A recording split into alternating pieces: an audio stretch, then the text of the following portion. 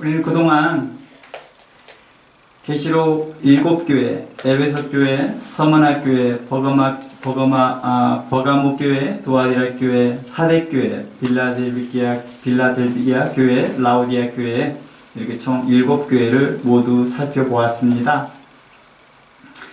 이들은 서로 공통점도 있었지만 각 교회의 특징들, 장점도 있었고 단점도 발견하였습니다. 이러한 7교회를 향한 주님은 각 교회들의 입장에 따라서, 형편에 따라서 칭찬하시고 격려하였습니다.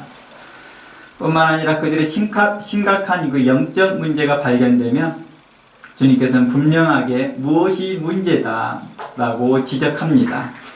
이에 따라서 그 지적한 내용을 회개하고 돌이키고 그 문제를 정비하라고 책망하시고 회개를 촉구하였습니다. 그리고 그에 대해서 어떻게 행할 것들을 또 각 교회 입장에 따라 권면하여 주면서 그들에게 여전히 놓치지 않는 것이 여전히 너희들에게 소망이 있다라고 말해 주었습니다. 너희들에게 현재 상태가 이러하지만, 너희들의 현재 상태 이러하지만 여전히 하나님의 사랑은 끝이 없고 주님의 은혜는 끝이 없어서 너희들에게 여전히 너희들의 긍휼을 베푼다라는 맥락으로 우리에게 말씀하십니다. 이러한 심각한 영적 상태에도 불구하고도 너희에게 여전히 소망이 있어 너희가 만일 회개하고 돌이키고 내가 지적한 내용들, 내가 책망했던 내용들을 너희가 고치려고 하고 그에 대해서 노력한다 하면 내가 너희를 향하여 다시 긍휼한 마음을 베풀 것이다 라고 하는 맥락입니다. 그리고 주님은 7교회를 향하여서 이렇게 말합니다. 만일 너희가 회개하고 돌이키고 이 문제를 고치려 하고 이 문제를 위해서 다시 정상적인 모습으로 돌아오려고 하는 그 노력하는 힘, 믿음, 그런 것을 이기는 자라고도 표현하였습니다. 그러면서 너는 이기는 그 자들에게 각각의 영광스러운 약속을 또 해줍니다.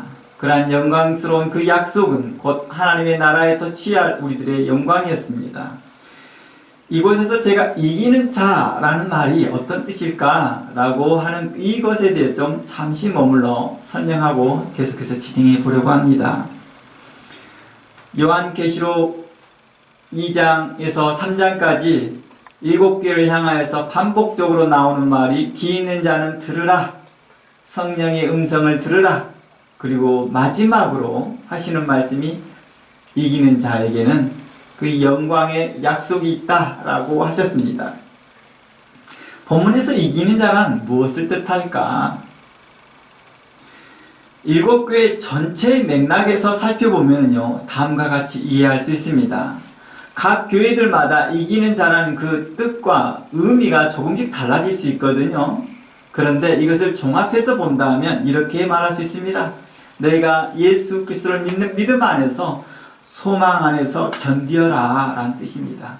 그리고 이 견딤 안에서 끝까지 그리스도께 충성하라는 것이었습니다. 끝까지 충성하는 자, 이것을 이기는 자라고도 표현하였고요. 믿음 안에서 소망 안에서 견디는 자, 이걸 또한 이기는 자라고 말하였습니다. 만일 그동안 잘하고 있고 칭찬 들었던 것이 있다 한다면, 주님께 칭찬 들었던 내용들이 있다면 이제 계속해서 이 일에 대해서 지속적으로 나아가라. 흔들리지 말고 변치 말고 끝까지 인내하면서 충성하라 라는 말을 이기는 자라고 표현했던 것이죠. 그러나 7교회 중에서 대부분의 교회들은요, 그렇지 못했습니다. 늘 잘하지만 못했다는 것입니다. 그들은 책망을 들었고 지적을 당했던 내용들이 있었습니다. 예를 들어서 에베소 교회 같은 경우에는 칭찬을 처음 들었습니다. 그러나 그 후에 예수님은 가로 그 교회를 향해 책망합니다. 식어진 사랑이 있었다. 또 어떤 교회를 향하여서는 너희가 신앙을 타협하였다. 너희가 서로는 잘 사랑하였지만 너희가 서로 봉사하고 협력하고 아름다운 모습은 보였지만 너희가 진리를 타협하였다 라고 책망하였습니다. 어느 때는 어느 교회들은 혼합된 교훈을 가져왔다라고 말합니다. 진리 같았고 정말 예수 그리스도를 향한 복음 같았지만 이 복음은 거짓된 복음, 영지주적인 복음, 니골라당의 교훈, 이러한 교훈들을 너희가 혼합하였다라고 말합니다. 그리고 책망받고 지적받았던 자신들의 문제점을 겸허하게 받아들이고 자신의 문제점들을 고치려는 그 마음들, 그런 수고들이 있으면 좋겠다라고 말하는 것이죠. 먼저 예수님이 이렇게 말합니다. 먼저 내가 이렇게 지적했던 내용들을 먼저 정직하게 인정하기를 원했던 것이죠. 맞습니다, 주님. 제가 이 문제가 있습니다라고 정직하게 인정하고 주의 말씀을 따라 행하기를 원하였다는 것입니다.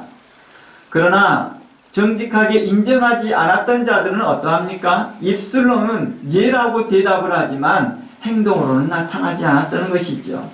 앞에서는 예라고 말을 하지만 뒤에는 그 삶이 변하지 않는 것입니다.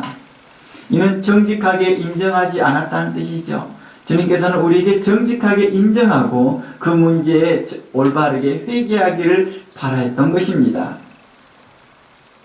각 교회들에게 이기는 자에게 주시는 영광스러운 약속들은, 내용들은요, 7교회를 향한 그 약속들은 유사한 점도 있지만 전체적으로 각각 다른 내용들이 담아져 있습니다. 물론 이 각각 다른 내용이라 할지라도 단어적 의미적으로 보면 유사한 것들이 더 많다라고 볼 수 있을 것입니다. 여하튼 7교회를 향한 그 약속의 말씀이 각각의 의미가 있습니다. 그리고 그 의미를 우리는 자세히 모른다 할지라도요, 초점은 분명합니다. 결국 그것은 우리의 구원과 그리고 천국에서 누릴 그 영광으로 귀결된다는 것입니다. 우리는 7교회에 대해서 이제 다시 한번 생각해 보려고 합니다. 주님께서 우리 7교회를 향하여서 하셨던 그 말씀을 통하여서 우리가 배워봐야 할 것들을 생각해 보셨으면 좋겠습니다. 그래서 잠시 생각나도록요, 제가 핵심만 짧게 말을 하면서 각 교회에 이기는 자들에게 하신 그 약속의 말씀들을 살펴보겠습니다. 요한계시록에 나타난 7교회, 에베소교회, 서머나교회, 버가모교회, 도아디아교회, 사대교회, 빌라델비아 교회, 그리고 라우디아 교회는 지상에 있는 현재 과거에도 그렇고 지금에도 그렇던 모든 지상에 있는 교회, 모든 시대의 모든 교회의 유형을 다 말해 주었다라고 볼 수 있습니다. 결코 현재 우리들의 교회 모습과 결코 다르지 않더라는 것입니다. 또한 이러한 모습은 어떤 한 교회의 모습이 어느 때는 2교회, 3교회의 모습을 유형을 띠고 있기도 하고 그 과정을 지나가기도 하더라는 것입니다.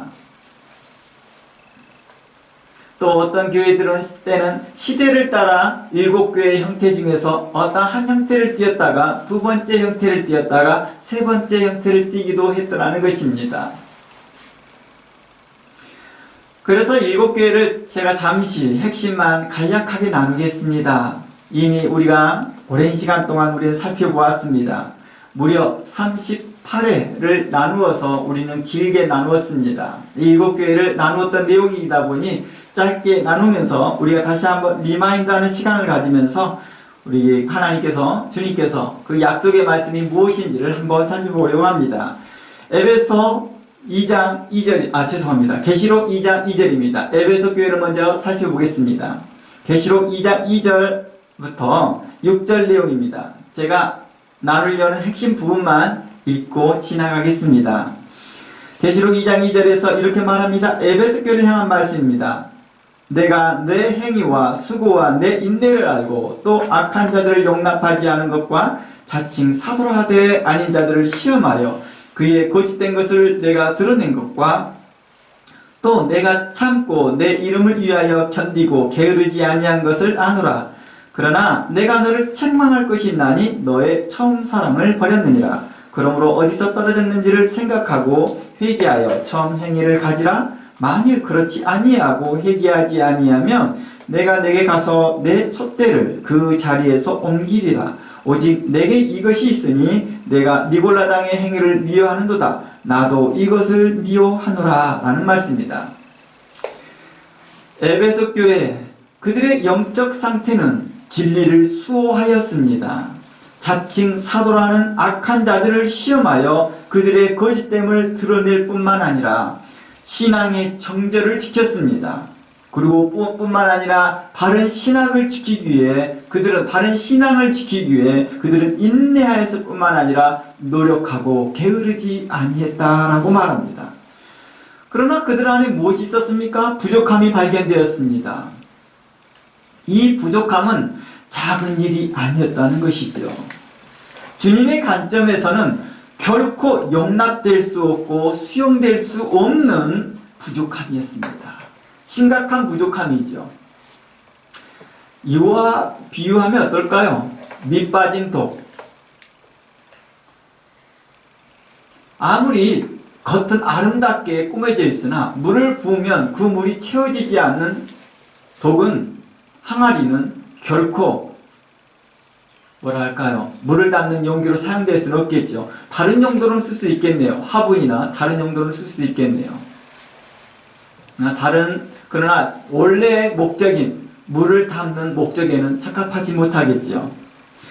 바로 에베소 교회가 이러한 모습이었던 것 같습니다. 바로 그 부족함이 우리의 보기에는 와, 이렇게도 잘했고 이런 저런 일도 너무 잘했는데 오늘날 우리 교회, 내 교회의 모습, 그러니까 저희들의 교회의 모습과 같이 비교해 본다면 나의 신앙, 아까 좀 내 교회라는 것보다 내 신앙이란 말이 맞겠죠. 내 신앙과 우리 교회의 모습들을 비교해 본다면 결코 에베소 교회를 함부로 평가할 수 없는 모습이거든요. 그들에게 보여지는 그 사랑의 식어짐은 작은 부족함처럼 보였으나 주님은 이 작은 부족함이 마치 밑 빠진 항아리처럼 물을 결코 담을 수 없는 기능을 가지고 있다라고 책망하신 것입니다. 바로 그것은 첫사랑을 잃어버린 것이었습니다. 이런 첫사랑을 잃어버린 이유가 어디에서 왔느냐라고 했더니 우리는 그동안 살펴보면서 그들은 영적 자만에서 왔다라고 볼 수 있었던 것입니다. 이미 우리는 예수 그리스도의 은혜로 구원을 받았다라는 것입니다. 그리고 난 후에 예수 그리스도의 진리를 향하여서 대적하는 자들을 향하여서 1차적으로 정죄하며 반격을 가합니다. 그리고 그들에게 결코 구원이 없을 것처럼 그들을 심판하고 정죄하는 모습이 많았던 것 같아요. 그러나 잊어버렸던 거겠죠. 자신들이 어떻게 해서 구원받았는지, 자신들이 어떤 형편에서 구원받았는지를 잃어버렸던 것 같아요. 그래서 사도 바울이 썼던 에베소서를 읽어보면 그런 유사한 내용들이 나와요. 너희가 전에 어떠했느냐, 너희가 예수 그리스도를 믿지 않을 때는 하나님과의 관계에서 이방인이었고 공중 권세 잡은 자를 따라다녔고 실질적으로 너희가 저주 아래 있었고 심판 아래 있지 않았었느냐. 그러나 하나님의 긍휼하심으로 너희가 예수 그리스도를 믿지 않았느냐 라고 하는 그런 내용들을 다루고 있습니다. 그러며 그들로 이렇게 말합니다. 회개하라. 첫사랑을 회개하라고, 첫사랑을 회복하라고 말합니다. 그리고 주님은 권면합니다. 어디서 떨어진지를 생각하고 처음 행위를 가지라고 말합니다. 그러며 7절에 이렇게 말합니다. 귀 있는 자는 성령이 교회들에게 하시는 말씀을 들을지어다. 이기는 그에게는 내가 하나님의 낙원에 있는 생명의 나무의 열매를 주어 먹게 할 것이다 라고 말합니다. 이렇게 우리에게 약속해 줍니다. 이곳 본문에서 귀 있는 자는 성령이 교회들에게 하시는 말씀을 들을지어다 라고 말합니다. 이 본문은, 이 내용은 분명코 에베소 교회 한 교회를 향하여서 했던 말인데요. 7절에서는 귀 있는 자는 성령이 교회들에게 하는 말을 들으라고 말합니다. 이는 오늘날 이 지역교회 모두뿐만 아니라 당시에 신약에 있는 지역교회 모든 교회뿐만 아니라 오늘날 우리들에게도 말하고 있는 말씀입니다. 이기는 그에게는 내가 하나님의 낙원에 있는 생명나무의 열매를 주어 먹게 하겠다라고 말합니다. 이기는 그 끝까지 충성되어진 자에겠죠. 그러나 무엇이 선제되어야 될까요? 회개가 선제되어야 되겠죠. 좀 전에 앞에서 말했던 것처럼 회개가 선제되어야 됩니다. 그리고 정직하게 인정해야 됩니다. 주님, 그렇습니다. 우리가 맏아들처럼 행동하였습니다. 나는 구원받았다고 하였고 나보다 못한 자들을 쉽게 정죄하였던 것들을 용서하여 주십시오 라고 하는 정직한 회개와 돌이킴이 있어야겠지요. 그리고 아버지의 기쁨에 함께 참여하여야 되겠지요. 그런 행동으로 나타나야 되겠지요. 그랬을 때 주님은 이기는 자라고 말합니다. 이것을 끝까지 충성하였다. 맏아들아, 너가 집에서부터 오랫동안 충성하였는데 끝까지 잘 충성하였다라고 결국에는 칭찬을 받을 거라는 것입니다. 주님께서는 중간에 그의 맏아들의 그 태도, 에베소 교회가 가지고 있던 그런 불의한 그 모습을 기억조차 하지 않겠다고 말합니다. 언제 너가 그랬니? 난 그건 전혀 기억 못하겠어. 부모님들이 장전 그래요. 자녀들이 저 이런 것들 잘못했어요 라고 말하는 사람들이 있거든요. 이제 그 영화나 드라마 같은 데 보면 그렇더라고요. 그때 영화나 드라마에서 뭐라고 말합니까? 나는 그걸 기억 못하겠다 라고 말합니다. 바로 부모의 마음들이 그런 거죠. 하나님 아버지의 마음이 그런 것 같습니다. 그래서 성경이 말합니다. 너의 죄를 통해서 서로 먼 것 같이 내가 너의 죄를 기억조차 하지 않겠다고 말합니다. 그러며 그 맏아들에 대해서 너가 정말 충성되이 잘하였도다 라는 것입니다. 에베소 교회는 마치 맏아들과 같은 모습이었습니다. 그래서일까요? 가장 먼저 나왔네요. 7교회 중에서 가장 먼저 언급되어졌습니다. 그들에게 대하여 이렇게 말합니다. 이기는 그에게는 내가 하나님의 낙원에 있는 생명나무의 열매를 주어 먹게 하리라 라고 말합니다. 자, 7교회에서 나타나는 각각의 표현들이 각각에 다르게 나와 있습니다. 유사한 것도 있지만요. 그런데 이것을 하나하나 해석하면 좋겠지만 결국엔 뭘로 귀결되느냐? 우리들의 구원으로 귀결된다고 그랬습니다. 그리고 천국에서 누릴 그 영광으로 귀결되는 것입니다. 그러니 너무 비유적인 이 내용을 자세하게 너무 디테일하게 해석하려고 하지 말고 큰 범위 안에서 해석하기를 바랍니다.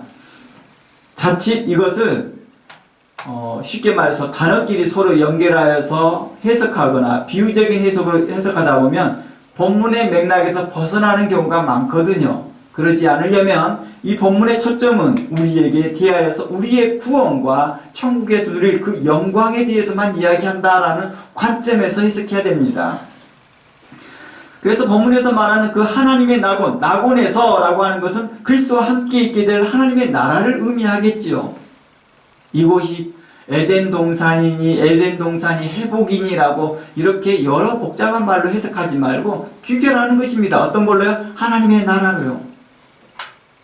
그 하나님의 나라는 그리스도와 함께 있을 곳입니다. 그리고 생명나무는 뭘 의미할까요? 우리로 생명나무를 실과를 먹게 할 것이다 라는 것은 그 실과가 내용이 어떻게 생겼느냐, 어떤 모양이냐에 대한 초점은 전혀 없습니다. 그러나 이러한 부분들을 놓고 이야기하고 있다 한다면 성경의 맥락을 벗어나는 거겠죠. 생명나무 실과는 바로 영생을 의미합니다. 주님과 영원토록 먹고 마시는 것입니다. 주님께서 말합니다. 문을 두드리니 그 문을 열면 내가 너로 들어가 너와 더불어 함께 먹고 마시겠다 함과 같이 하나님의 나라의 천국 잔치, 영원한 안식을 이야기하는 거겠지요. 두 번째 서문학교를 가보겠습니다. 서문학교부터는요 에베소 교회처럼 자세하게 설명하지 않고 간단하게 좀 더 간단하게 설명하고 지나가 보자 합니다. 9절부터 봅니다. 내가 내 환난과 궁핍을 알거니와 계시록 2장 9절입니다. 환난과 궁핍을 알거니와 실상은 내가 부요한 자니라. 자칭 유대인이라 하는 자들의 비방도 알거니와 실상은 유대인이 아니요 사단의 회당이라. 너는 장차 받을 고난을 두려워하지 말라. 볼지어다 마귀가 장차 너희 가운데서 몇 사람을 오게 던져 시험을 받게 하리니 너희가 10일 동안 환난을 받으리라. 내가 죽도록 충성하라. 그리하면 내가 생명의 관을 내게 주리라 했습니다. 본문의 서문학교를 향한 이 말씀입니다. 이 서문학교회는 책망을 듣지 않았던 교회로 대표적인 교회 중에 한 교회였습니다. 그러나 성경에 보면은 그들은 환난과 궁핍이 있었지만 실질적으로는 주님의 관점에서 봤을 때는 부유한 자라 했습니다. 라우디아 교회와 반대되는 모습이었습니다. 라우디아 교회는 자칭 부유하다고 생각했으나 주님은 그들의 가난함을 발견했습니다. 그들의 행동은 어땠습니까? 그들은 하나님의 말씀에 진실하였고 그 말씀에 충성되이 살았습니다. 에베소 교회처럼 그들은 하나님의 진리의 말씀 안에서 굳건하게 있었습니다. 그러나 어떤 일이 발생할 거라고 말해요? 너희들에게 환난이 올 것이다. 10일 동안의 그 환난 가운데에서 있을 텐데 너희들이 그때에 변치 말아라. 지금까지 잘하고 있었지만 앞으로도 잘하기를 믿는다. 나는 너희들이 잘할 거라 믿는다. 이런 맥락에서 말씀하십니다. 그러나 만일 끝까지 충성하지 못한다면, 너희가 죽기까지 충성하지 못한다면 이기는 자가 될 수 없을 거야 라는 경고도 함께 포함되어 있습니다. 만일 그리한다 하면 생명의 관을 내게 줄 것이다 라고 말합니다. 생명의 관을 무엇일까? 라고 고민하지 않아도 됩니다. 하나님의 나라에서 얻을 영광과 영생입니다. 그렇게 되어졌을 때에 주님은 이렇게 약속합니다. 11절 귀 있는 자는 성령이 교회들에게 하시는 말씀을 들을지어다. 이기는 자에겐 둘째 사망의 해를 받지 않을 것이다 라고 말합니다. 둘째 사망의 해, 이것은 뭘 말할까요? 이것은 육체적인 사망, 죽음을 넘어서 하나님과의 영원한 분리, 곧 영원한 죽음을 가리키는 거죠. 즉 둘째 사망이라는 것은 지옥불을 의미하는 것입니다. 그러니까 이렇게 설명하는 것입니다.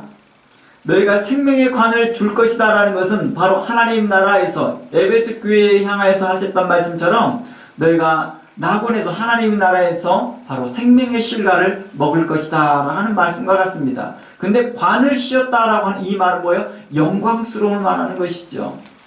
우리에게 하나님의 거룩한 권위와 하나님의 거룩한 보좌에 앉게 하시는 그 영광의 자리를 주시면서 말입니다. 생명과를 먹는데 여기에서 카페트에 앉아서 먹는 것이 아니라 귀한 자리로서, 귀한 자로서, 존귀한 자로서의 먹을 것을 이야기하는 것이죠. 멸류관을 썼다라고 하는 것은 존귀한 자를 의미합니다. 왕과 같은 제사장으로서 말입니다. 이러한 본문들이 일곱 교회를 향해서 이런 약속들이 계속 다른 말로 되어지는데요. 이것이 서로 중첩됩니다. 서로 연관되어져 있고 중첩된 내용들을 설명하고 있습니다. 버가모 교회를 가볼까요? 버가모 교회 14절 읽어봅니다. 14절 보면요, 내가 내게 두어 가지 책망할 것이 있느니 내게 발람의 교훈을 지키는 자들이 있도다. 발람이 발락을 가르쳐 이스라엘 자손 앞에 걸림돌을 놓아 우상의 제물을 먹게 하였고 행음하였느니라. 이와 같이 니고라당의 교훈을 지키는 자들이 있도다. 그러므로 회개하라. 그렇지 아니하면 내가 속히 내 입의 검으로 그들과 싸울 것이다 라고 말합니다. 13절부터 읽어보면 12, 13절부터 읽어보면 버가모 교회는 믿음을 지켰습니다. 믿음을 지킨 교회였습니다. 그러나 무슨 일이 있었습니까? 믿음은 지켰으나 진리를 타협합니다. 교훈을 타협합니다. 그런 거 있잖아요. 우리가 비슷한 믿음을 다 가지고 있습니다. 그렇죠? 우리가 일반적으로 말하는 이단교회라고 하는 교회에서도요, 예수를 구주라고 믿습니다. 그러나 진립이 혼합되어 있다는 것입니다. 진리가요. 바로 이 부분을 이야기합니다. 발람의 교훈을 지키는 자, 바로 버가모 교회가 그러한 모습을 가지고 있었습니다. 오늘날에도 그렇습니다. 가끔씩 제가 교회 목사님들의 설교를 들어보면서 느끼는 게 그런 것들이 있어요. 신천지를 그렇게 비방하고 비난하시면서 본인의 설교 내용은 신천지가 설명하는 비유적 풀이나 비유적 해석이 너무 지나쳐요. 거의 신천지를 방불케 하는 해석을 하고 있습니다. 그러면서도 본인은 정통에 있다라고 착각을 하고 있는 것이죠. 이것은 신학적으로 본인 스스로가 점검을 하지 않았기 때문이죠. 우리가 실수할 수 있는 경우가 많아요. 성경 해석에 있어서요. 우리의 과거에서도 삼위일체를 설명하면서도 실시장 많은 정통교회 목사님들이 삼위일체를 설명하면서도 양태론을 설명합니다. 실질적으로 양태론은 3세기, 2세기 때 이단으로 전개된 교훈이거든요. 그런데도 양태론의 교훈을 가르치면서도 성도들에게 은혜를 끼쳤었거든요. 성도들은 그 말이 맥락을 이해했습니다. 바로 예수 그리스도는 하나님의 아들이다 라는 것을 이해했습니다. 그러나 그의 설명 자체는 매우 양태론적인 설명이었습니다. 물론 오늘날에는 그렇게 설명하시는 분들은 적어지겠지만 신학이 발전하고 있고 신학이 좀 더 정교하게 우리에게 설명하고 있어서 다행스럽게 삼위일체는 분명한 노선에 설명하고 있습니다. 그러나 오늘날에도 몇몇 교회들은 이런 양태론적인 삼위일체를 설명하더라는 것입니다. 그러면서 성경 해석도 그렇게 하고 있고요. 성경 해석도 양태론적인 성경을 해석을 하고 있고 성경을 바라보는 관점도 여호와의 증인이나 또는 그 신천지와 같은 그런 성경 해석을 해나가고 있더라는 것입니다. 바로 자신도 모르게 교훈이 혼합되어 있었던 것을 발견하지 못했던 것이죠. 그러니 우리 스스로도 계속해서 점검해 보아야 합니다. 많은 스포츠 선수들이요, 많은 스포츠 선수 전문 스포츠 선수들을 말합니다. 프로 선수들이요, 계속해서 기초를 다진다 합니다. 야구 선수들도요, 기본 배팅하는 것을 또다시 연습하고 또다시 연습한다 합니다. 수영 선수들도요, 처음 킥보드를 잡고 연습했던 것들처럼 다시 킥보드를 잡고 다시 자세를 정상으로 잡는다 합니다. 자신도 모르게 자세가 틀어지고 모양새가 틀어졌기 때문이죠. 이처럼 오늘날 우리는 다시 한번 우리가 가지고 자신이 증거하고 있고 우리가 배우는 이 신학에 대해서 말씀에 대해서 또 점검하고 또 점검하는 것이 필요하다는 것입니다.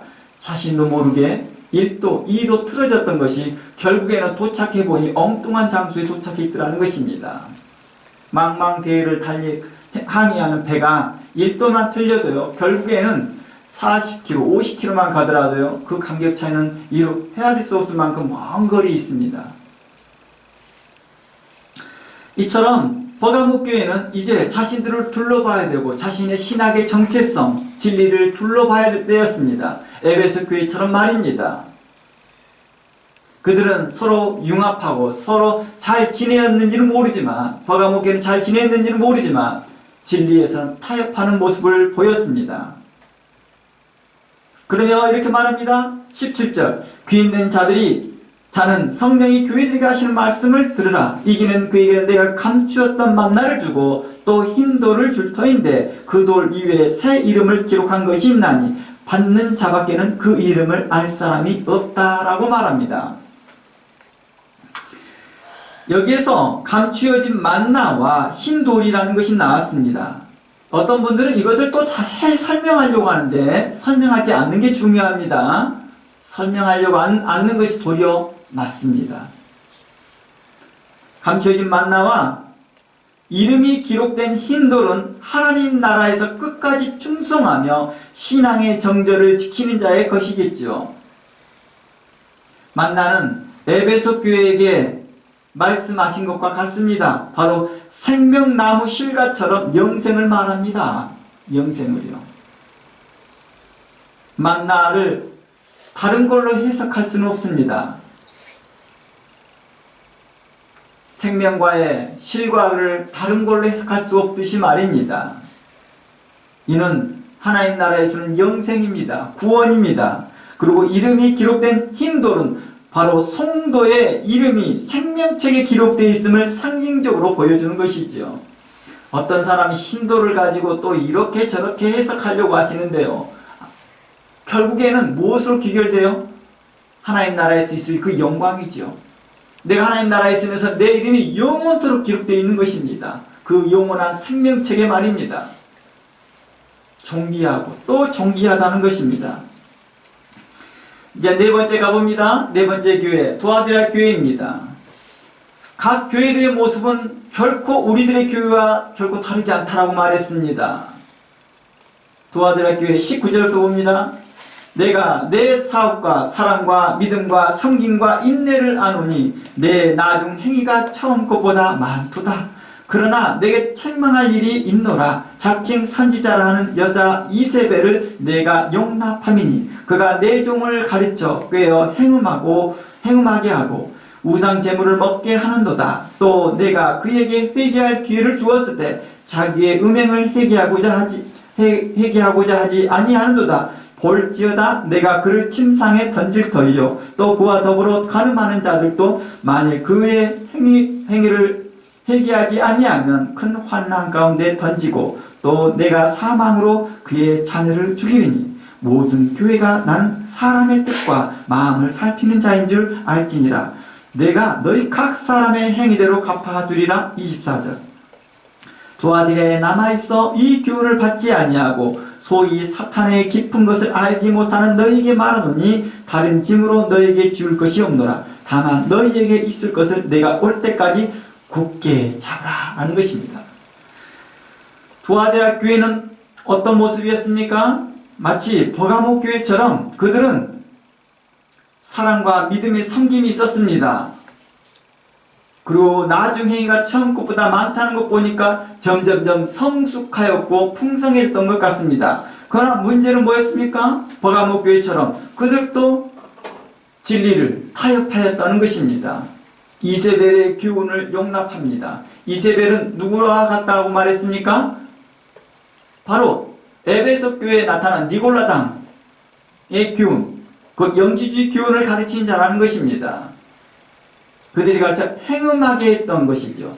바로 이 니골라당의 교훈이 어디와 연결되어 있다고 했죠? 발람의 교훈과 연결되어 있고 이 발람의 교훈이 계속해서 가르쳐졌던 것이 이세벨에게도 연결되어 있다는 것입니다.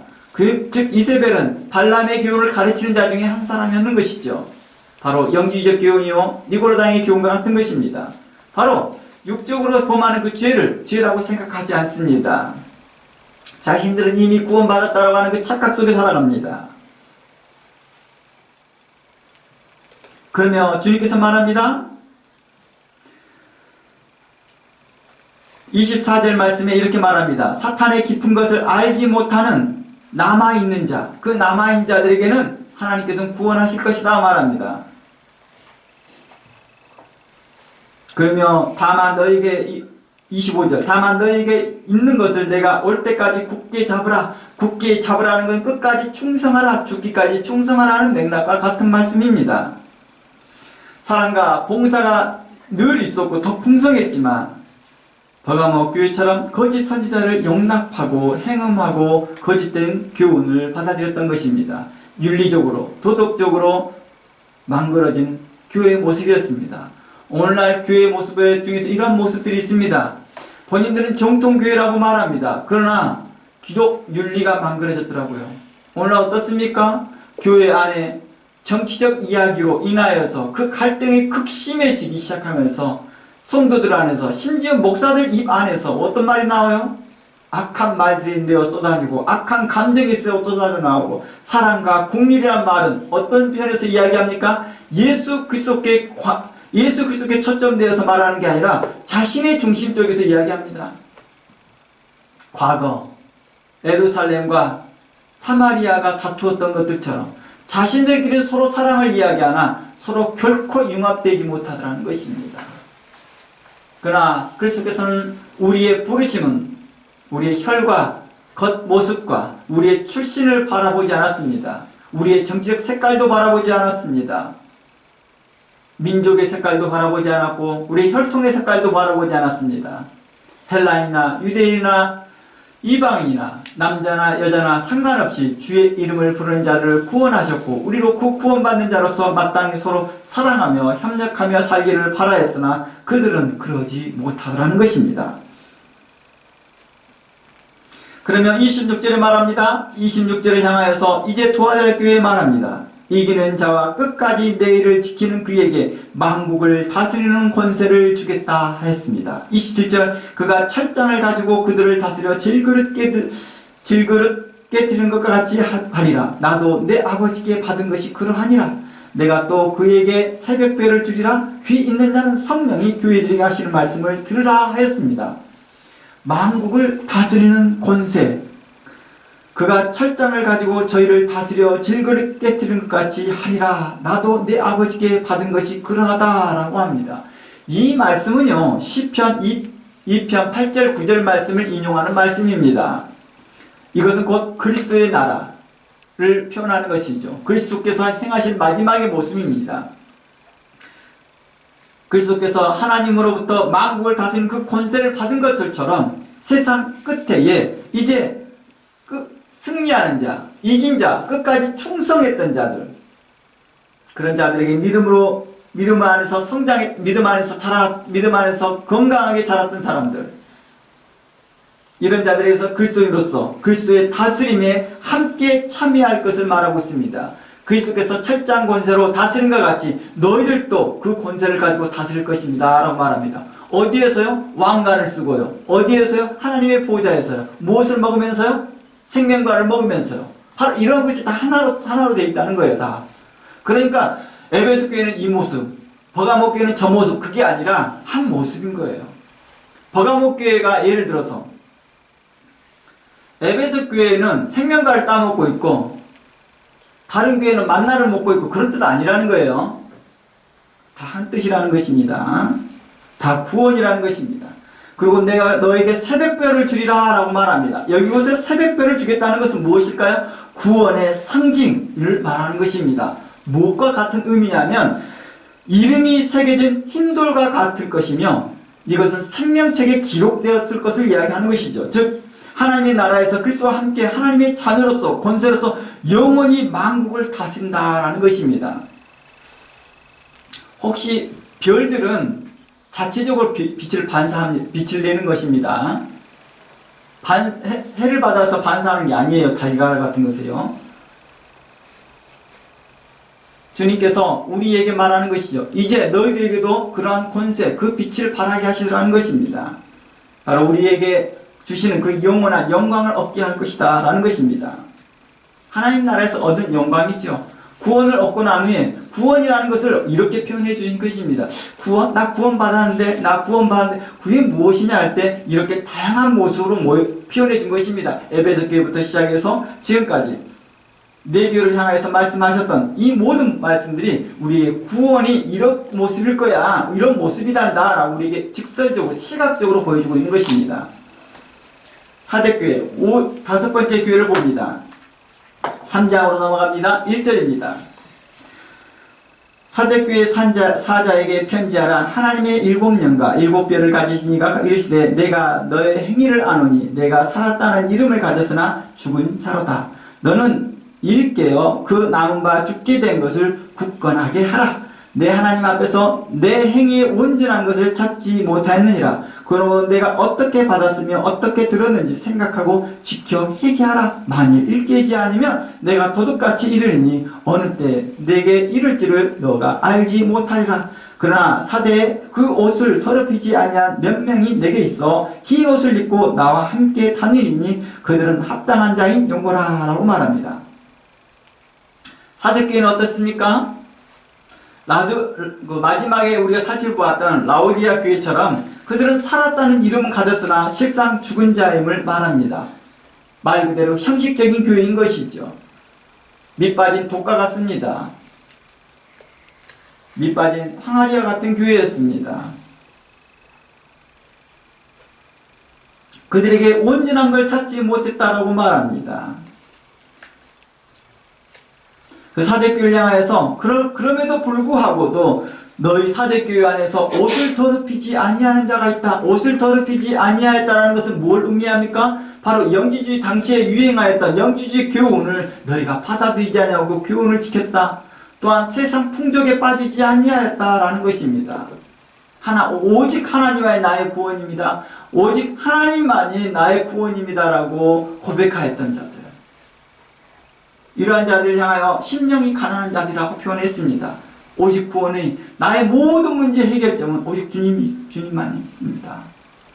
나에게 옆에 재산이 있고 내게 많은 여러 가지 지식도 있고 철학도 있고 경험이 있지만 나는 오직 주님만이 내 구원임을 믿습니다 하는 자들에게 향하여서 옷을 더럽히지 아니한 자라고 말했던 것이죠.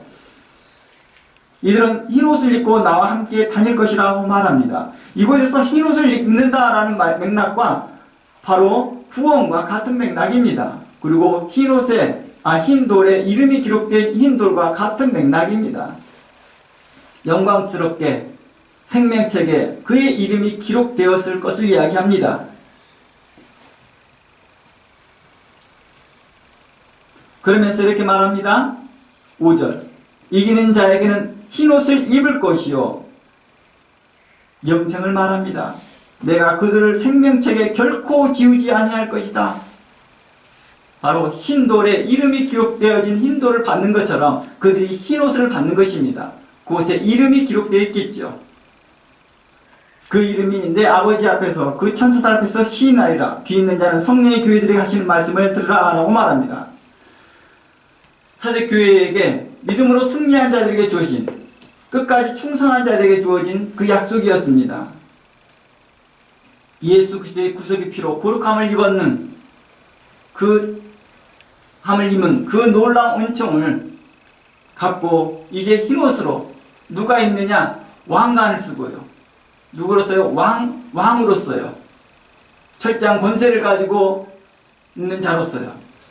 흰옷을 입으니까 비실비실한 모습이 아니라 강건하고 굳건한 모습, 빛나는 옷으로 우리에게 찬란한 옷을 입혀주며 우리에게 그 권세를 갖게 할 거라는 것입니다. 내가 그 이름을 생명책에 반드시 흐리지 아니하고 그 이름을 내 아버지 앞과 천사들 앞에서 시인할 거라고 말합니다. 이 말씀은요, 예수님이 종종 하셨던 말씀이기도 해요.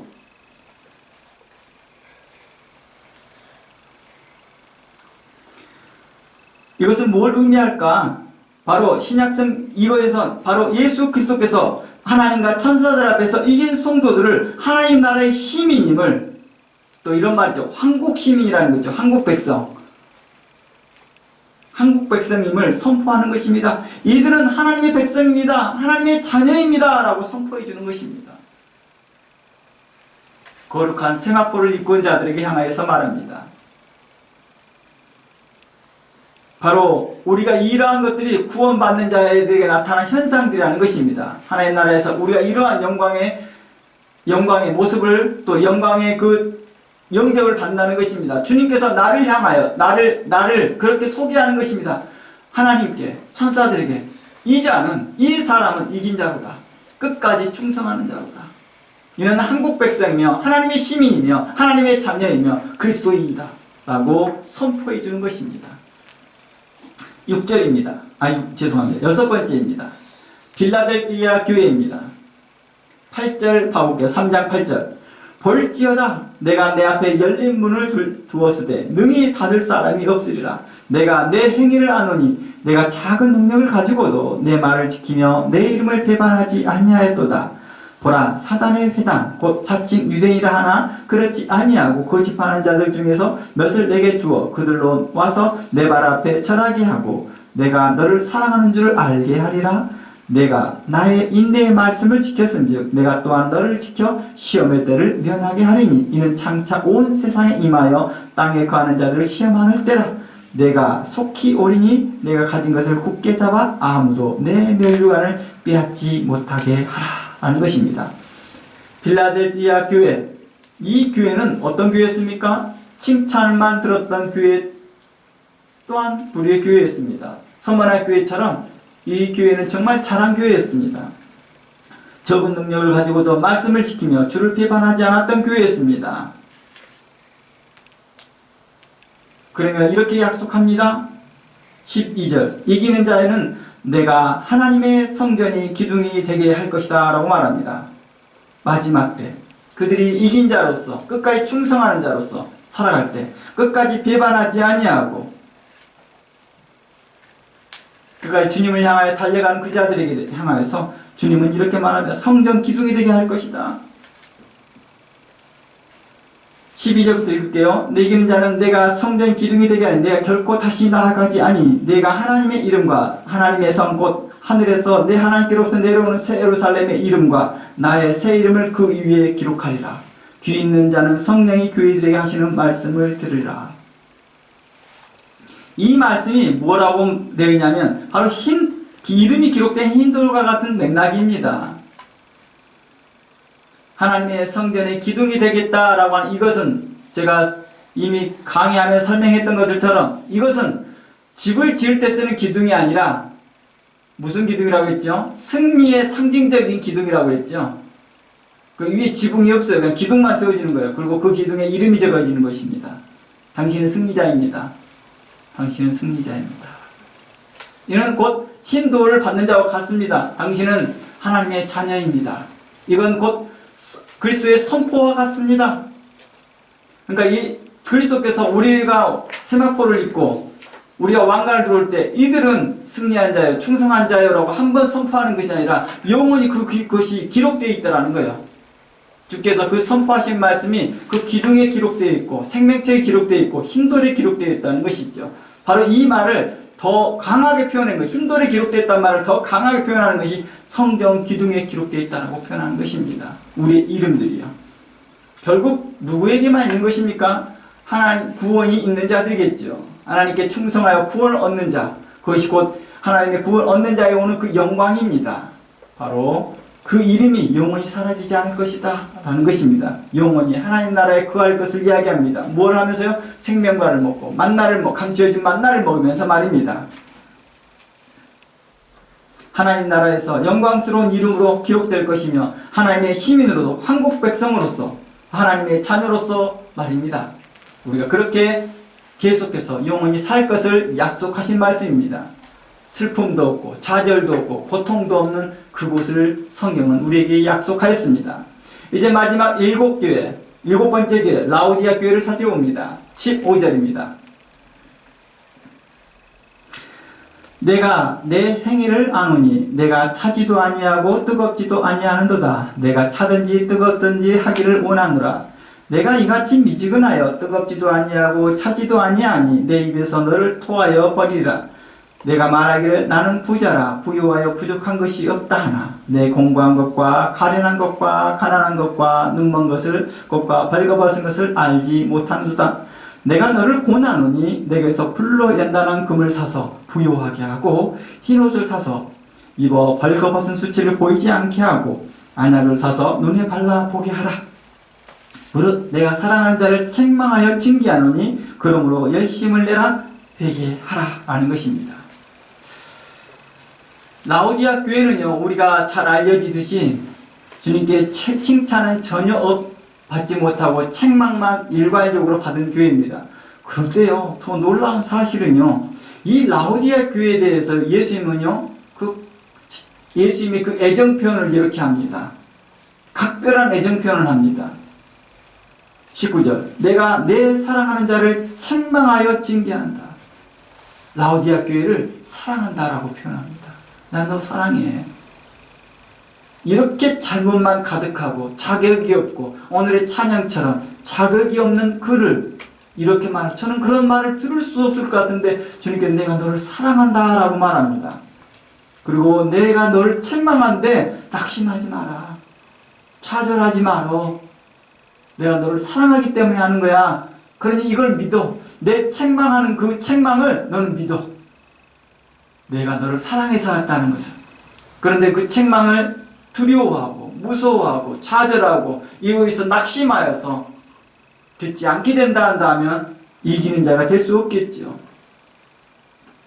내가 사랑하는 자를 책망하여 징계하노니 그러므로 내가 열심을 내라고 말합니다. 이것은 뭘까요? 주님께서 라오디아 교회를 놓치고 싶지 않은 거예요. 내가 이렇게 많이 실망해서 너의 신앙이 차별되고 낙심되고 낙담되어서 주를 떠나버리고 상처받았다고 떠나버리지 말아라.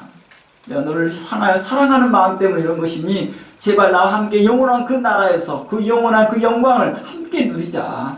다른 교회들처럼 다른 성도들처럼 함께 누리자는 그 간절한 하나님의 마음인 거죠. 그 긍휼한 마음을 표현해 주신 것입니다.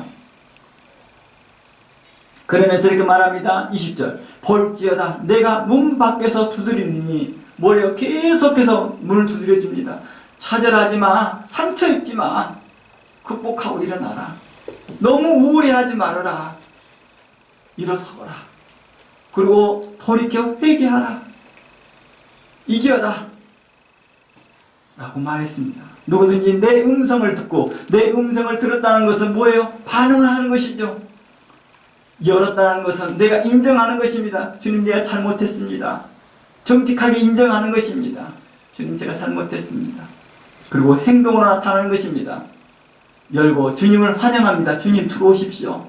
죄송합니다. 할 때 주님은 그에게 들어가 그와 더불어 먹고 그는 나로 더불어 먹을 때 그의 죄를 예수 그리스도의 피로 정결케 하고 그를 다시 새로운 하얀 새 옷을 입혀서 흰 옷을 입혀 그를 세마포로 입히시고 새 옷을 입히시고 그의 머리에 면류관을 씌우시고 그 오른손에 철장을 쥐으시고 그를 보좌에 앉히시며 말할 거라는 것입니다. 영광스러운 자리에 함께 앉으며 생명의 실과를 먹고 감추어진 만나를 먹고 너의 이름이 보아라 저 기둥에 기록되어 있도다. 하나님의 성전에 그게 너의 하나님의 그 생명책에 너의 이름이 영원히 기록되어질 것이다 라고 약속해 주는 것입니다. 그러며 이렇게 말하는 내용이죠. 21절 이기는 그에게는 내가 보좌에 함께 앉게 해줄 것이다. 이 보좌에 앉을 때 어떤 옷을 입어요? 왕관을 쓰고 한쪽엔 철장을 들고 생명과 감추어진 만나를 먹으며 그 보좌에 앉아 만국을 다스리는 것입니다. 누구와 함께요? 그리스도와 함께요. 그리스도와 함께 만국을 다스리는 권세를 갖고 있다는 것입니다. 바로 우리의 구원이 우리의 영광이 이러한 모습으로 나타나는 것입니다. 구원 얻었다, 나 구원 얻었다 그냥 이름표 달듯이 달고 있는 것이 아니라 이 구원을 시각적으로 이렇게 표현해 준 것입니다. 그 구원의 그 영광의 모습을 또다시 이렇게 말합니다. 보좌에 앉을 것이며 너가 철장을 가질 것이며 만국을 다스릴 것이며 면류관을 쓸 것이며 너가 흰옷을 입을 것이며 예수 그리스도의 피로 말하여 정결케 된 옷 이제 너의 죄를 네가 그동안 무슨 옷 입었지? 어떤 더러운 옷을 입었지라고 생각조차 못하는 그 찬란한 그 영광의 옷을 입혀줄 거라고 말하는 것입니다. 이 거룩한 옷을 우리에게 입혀줄 것을 준비하고 계시더라는 것입니다. 그러니 이기는 자 되라고 말합니다. 21절 다시 읽어봅니다. 이기는 그에게는 내가 내 보좌에 함께 앉게 하여 주기를 내가 이기고 아버지 보좌에 함께 앉는 것 같이 하리라. 주님께서 예수 그리스도께서 하나님 우편에 앉아 계신 것 같이 우리도 함께 하나님의 우편에 앉게 하실 거라는 것입니다. 하나님의 보좌에 함께 앉을 거라는 것입니다. 우리 사도신경을 하면서도 그런 고백을 하죠. 하나님의 우편에 앉아 계시다가 저에서 산 자와 죽은 자를 심판하러 오시리라. 이러한 고백이 마지막 때 우리와도 함께 그곳에 참여하고 있더라는 것입니다. 예수 그리스도만 하나님 우편에 앉아 계신 것이 아니라 우리도 하나님의 편에 그 보좌와 함께 앉으며 우리 머리에 면류관을 쓰며 만국을 다스리며 철장 권세를 가지며 만국을 다스리게 될 그 영광의 그 하나님 나라를 우리에게 약속해 주셨더라는 것입니다. 그러니 뭐하라? 현재 그 일에 유혹하고 미혹했던 그 자들을 향하여 따라가지 말고 그들을 격파하고 승리하여서 순결한 믿음, 정결한 믿음으로 다시 회귀하고 복귀하여서 하나님의 사람으로 살기를 바라셨던 것입니다. 정결한 처녀로서, 정결한 신앙인으로서, 정결한 하나님의 백성으로 살기를 원하셨던 것입니다.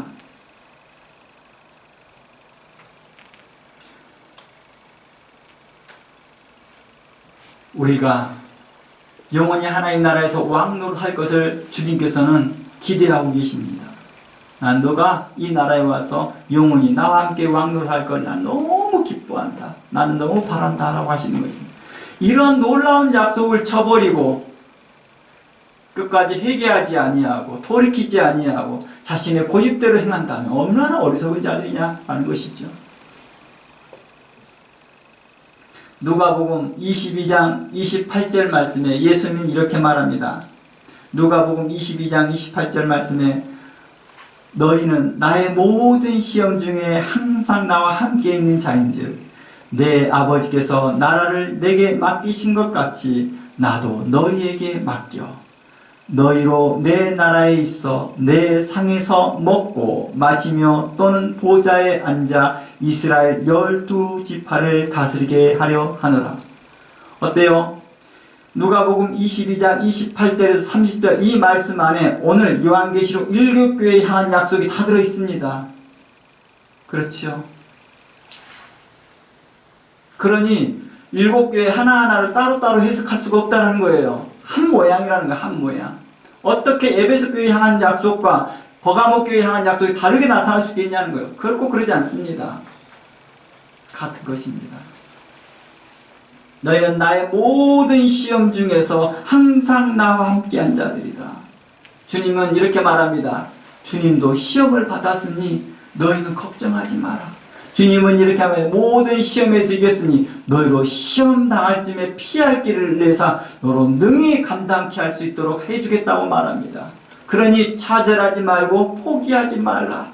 끝까지 믿음을 갖고 달려가기를 원했던 것입니다. 그래야 할 때에 아버지의 나라에서 내게 맡기신 것 같이 나도 너희에게 맡길 것이다. 너희로 내 나라에서 내 상에서 먹고 상에서 생명과를 먹고요. 감추어진 만나를 먹으며 보좌에 앉아 면류관을 쓰고 한편에 철장 권세를 가지며 있을 것이며 그리고 나의 이름은 생명책에 기록되어 있으며 기둥에 기록되어 있으며 라고 말하고 있는 것입니다. 디모데후서 2장 11절입니다. 디모데후서 2장 11절 미쁘다 이 말이여 우리가 주와 함께 죽었으면 또 함께 살 것이요 차면 또한 함께 왕노할 것이요 우리가 주를 부인하면 주도 우리를 부인할 것입니다. 이 12절 말씀에 함께 우리로 왕노를 할 걸 약속해 주셨습니다. 분명코 우리에게 그 면류관을 주는 것이 그냥 형식적인 것이고 그냥 이름만 있는 게 아니라 실제적인 권세를 가진 면류관이라고 말하는 것입니다. 그러나 주를 부인한다 한다면 결국에는 이 상을 얻지 못할 거라고 말합니다. 주님은 아직도 우리의 문을 두드리면서 말합니다. 문을 연다는 것은 주님을 부인하지 않는다는 것입니다. 내가 주님께 문을 열 주님 내게 지적하였고 책망하였고 책선했던 말씀 제가 인정합니다. 제가 죄인입니다 라고 인정하였을 때 주님을 영접하는 것이죠. 그러나 주님을 부인한다는 것은 주님의 말 저는 받아들일 수 없습니다. 주님의 말이 내게 상처가 됐고요. 주님 제 마음을 전혀 모르고요. 주님 내 사정 모르잖아요. 주님 내 입장 안 돼봤잖아요. 주님 모르실지 모를지 모르지만 제 해볼 거 다 해봤어요. 근데 안 되더라고요. 하며 주님을 거부하였던 자들에게 대하여서는 말합니다. 또다시 내가 문을 두드린다. 제발 믿으라. 제발 믿고 문을 열라. 나의 책망을 듣고 실망하지 말고 좌절하지 말고 상처 입지 말고 문을 열어라. 그리고 이 말대로 행하라. 라고 권하고 있더라는 것입니다. 그러면 너가 살 것이라 하는 것입니다. 우리가 왜 고백을 이렇게 합니까? 하나님의 말씀이 진리이며 하나님의 말씀이 나의 생명이며 하나님의 말씀이 우리의 구원입니다 라고 고백하나요? 바로 그 말씀대로 살았을 때 그 능력이 일어날 것을 믿기 때문입니다. 그냥 성경책 가지고 있으니까 구원이 있는 게 아니라 내가 그 말씀이 내게서 기록된 그 말씀이 나로 살게 함을 믿기 때문입니다. 그때 능력이 나타나는 것입니다.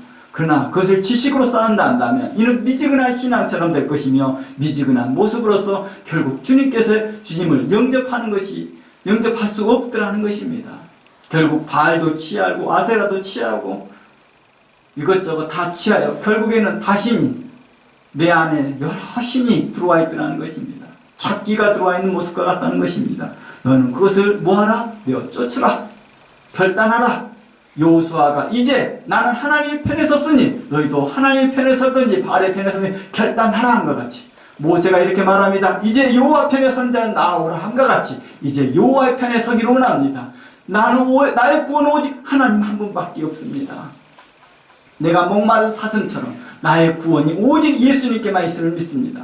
세상 철학이 나를 유혹하고 세상 지혜가 나를 유혹하고 세상에 다른 이방의 거짓된 신들이 나를 유혹하고 영지주의 같은 거짓된 교훈이 나를 유혹한다 할지라도 나는 그곳에 귀를 기울이지 않겠습니다.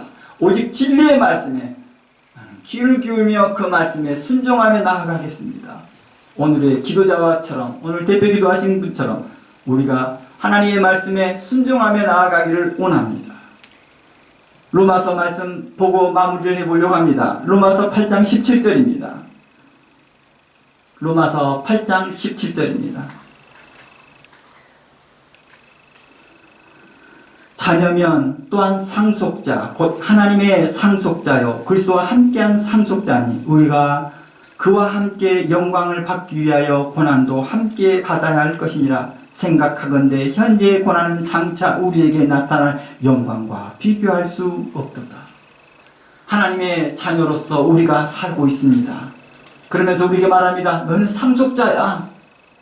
아버지가 누렸던 그 모든 것을 너는 누리는 자야 라는 뜻이에요. 이 상속자라는 뜻이에요. 아버지의 영광, 아버지께서 하나님 나라에 가지고 그 영광을 너가 누리게 될 것을 말하고 있는 것입니다. 그리스도와 함께 누린다는 것입니다. 얼마나 놀랍습니까? 우리는 그리스도와 우리가 비교가 되지 않는 사람이죠. 당연히요. 그런데 그리스도는요, 우리가 그리스도와 함께됨을 그리스도는 기뻐하시더라는 것입니다. 질투하는 것이 아니라 기뻐하시더라는 거예요. 얼마나 놀랍습니까? 그러면 이렇게 말합니다. 함께 왕노릇 할 것인데 너희가 현재 고난받는 거 두려워하지 말라고 말합니다.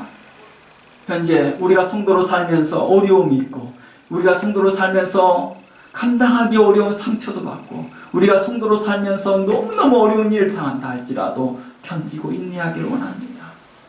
어느 때는 주의 이름으로 목회를 하고 주의 이름으로 사역도 하고 주의 이름으로 선교하면서도 참으로 많은 어려움과 갈등과 고뇌와 상처가 많음에도 불구하고도 주님은 견디라고 말합니다.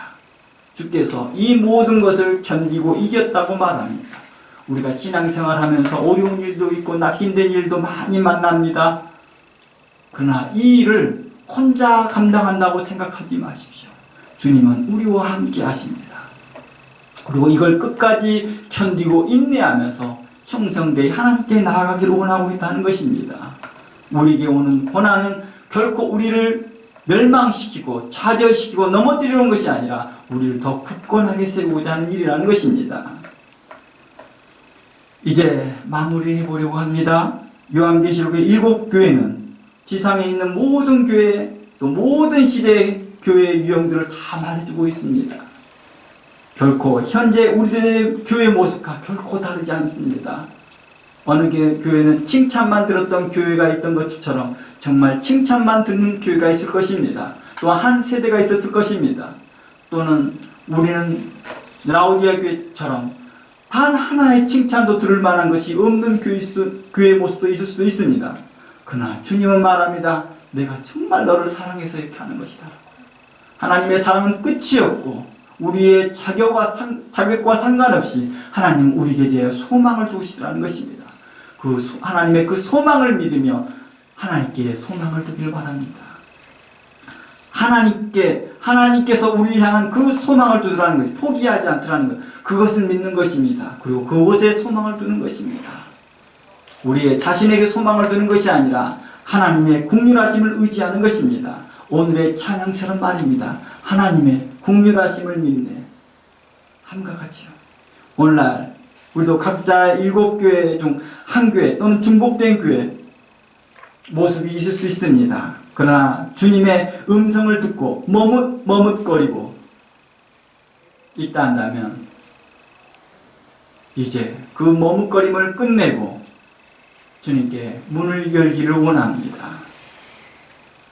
회개하고 믿음의 선한 싸움을 싸우며 결국 이기는 자로서 주님께 칭찬 듣는 주님께서 약속하신 그 영원한 구원의 영광을 하나님의 자녀로서 하나님의 백성으로서 그리스도와 함께 영원히 누리기를 원합니다.